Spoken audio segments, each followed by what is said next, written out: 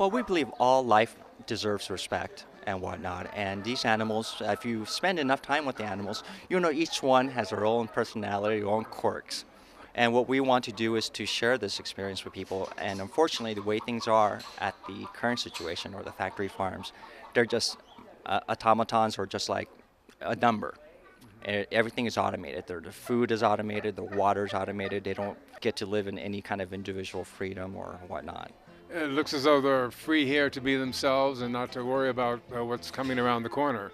Yes, here they get to spend their days living in their natural state. As you can tell, they're very inquisitive. They peck at things. For example, the turkeys, they love people. They're social animals. They'll come by and sit with you if you like for hours if you can handle that. Well, that's loyalty. They really do. In fact, after all they've been through, they still want to hang out with us and be petted and share their times with us.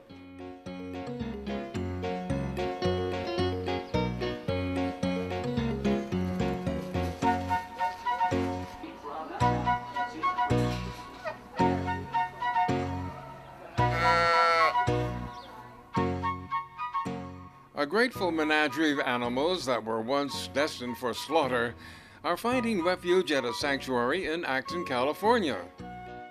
For the happy brood of turkeys, sheep, and pigs that make their home there, Animal Acres is the place to be. We just opened up 1 year ago, and we already have over 150 animals here that were all rescued from factory farms and stockyards, so they're kind of the refugees of the farm animals. Well, how did you get all this together?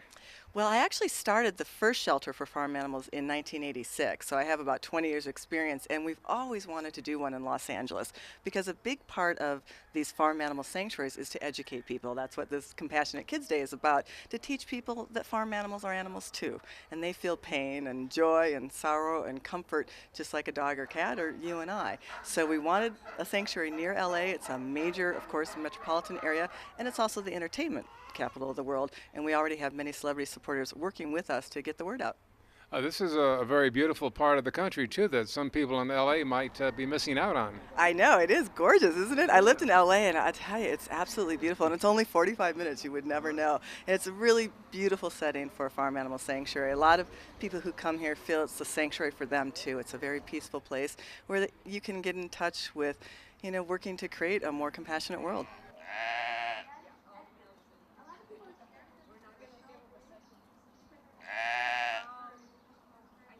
During the afternoon's Compassionate Kids Day, Animal Acres volunteers heard a group of youngsters around, offering them ample opportunities to bond with their new barnyard buddies. Now, what are you doing today, for example, as your volunteer duties? I see a lot of people you've got lined up. I'm generally controlling the population so the sheep don't get scared, and having people stand in line for presentation or having them stand in line for sheep feeding. I know that you're a good gatekeeper because I could hardly get through earlier. Yeah, I was afraid. Why is that? Oh, I know. They have to go to a presentation, right? Tell us about that. Right. There's a little presentation that they see, and I'm not real sure, but I think it mostly involves the do's and don'ts of, we are not a petting zoo. You need to respect the animals, and that this is their home, and that, your rights are a little less than the animals right here, right now. What was your inspiration to volunteer here? Love of animals. And I think the farm animals in particular are abused a lot more than other animals. So.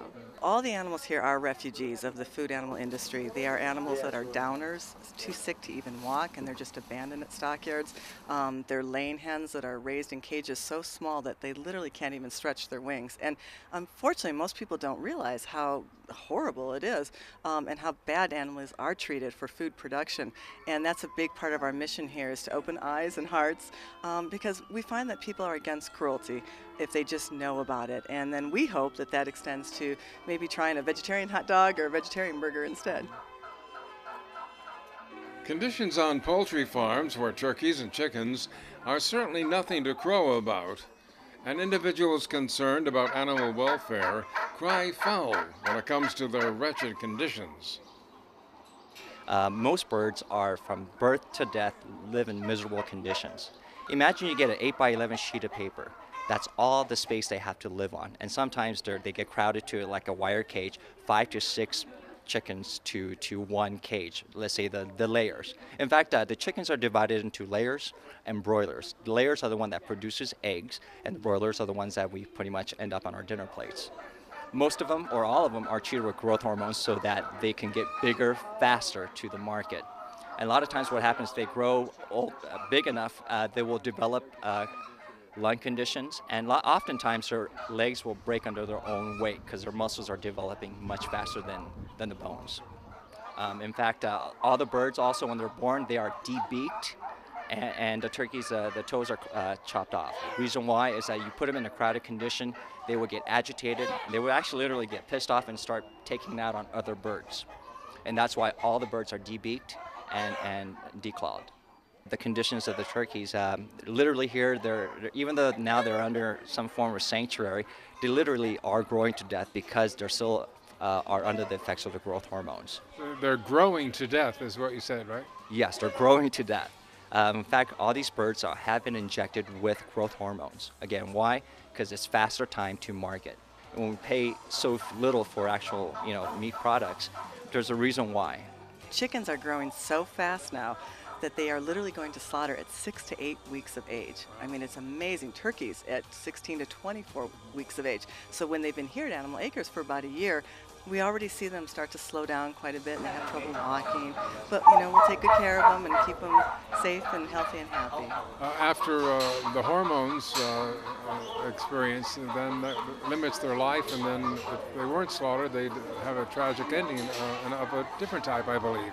Yeah, it's really sad to see what we've created and done to these animals. I mean, turkeys can barely walk, let alone fly. I mean, we've taken animals and turned them into something, well, basically a meat commodity, and they suffer a great deal because of that.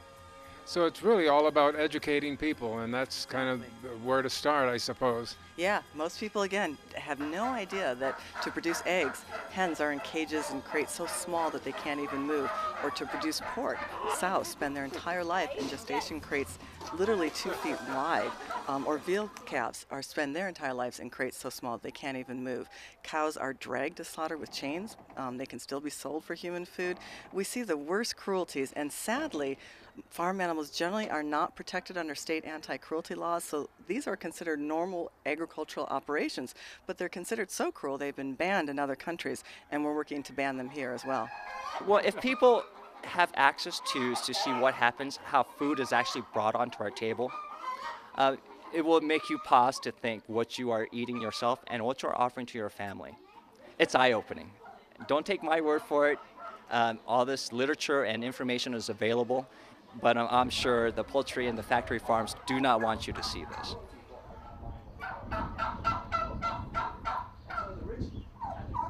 The Compassionate Kids Day activities created a carnival atmosphere for both youngsters and Animal Acres four-footed residents. This was one group of little piggies that weren't going to market.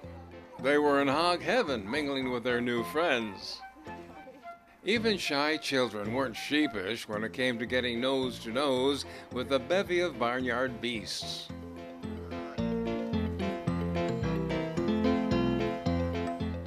And while the animals gorged themselves on hay and mashed yams, visitors could dine on an array of compassionate treats, including veggie burgers and riblets, made completely from vegetarian ingredients.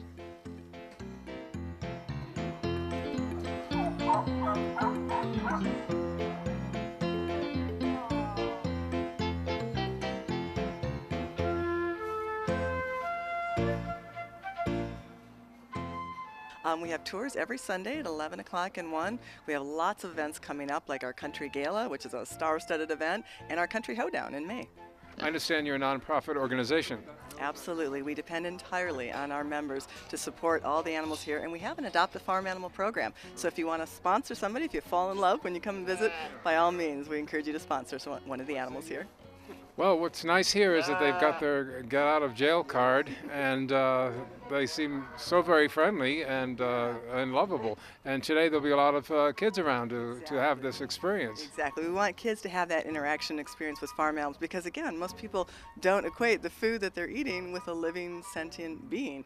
And so that's part of this is to teach kids, compassion towards all animals, and that includes the farm animals and the pigs and cows and chickens. And yeah, our animal ambassadors are a lot of fun. They really like people. It's amazing after all they've been through that they are so receptive and warm to people. And we'll see kids getting, kisses and hugs from the animals and a lot back and forth. I was thinking because of the computer age, it's so much easier, it seems, for young children to learn about computers and grow up with them and experience them at an early age. And I'll just bet that this is the same type of education venue for them, learning about animals the way they should be treated. Exactly. We find that if we can just reach kids and give them this lesson, it stays with them for the rest of their lives. I know I was at a very young age, loved animals, and then one day when I was about 15, I said, well, wait a minute, if I love animals, why am I eating them? And I became a vegetarian right then. Of course, growing up in Wisconsin, that was not an easy thing to do back in the 70s, so a long time ago. But now it's more common and accepted. We have Garden Burgers, one of our sponsors here. They gave us tons of food, and Light Life has the veggie hot dogs, and so it's now easier for people that want to choose more humane diets to do so. The education process is a slow one, but a very important one then. Exactly, and I do think that deep down we're all compassionate, and it starts with the kids. If you gave a kid an apple and a lamb, they'd probably eat the apple and play with the lamb. Yeah, so that's what we're hoping they get today.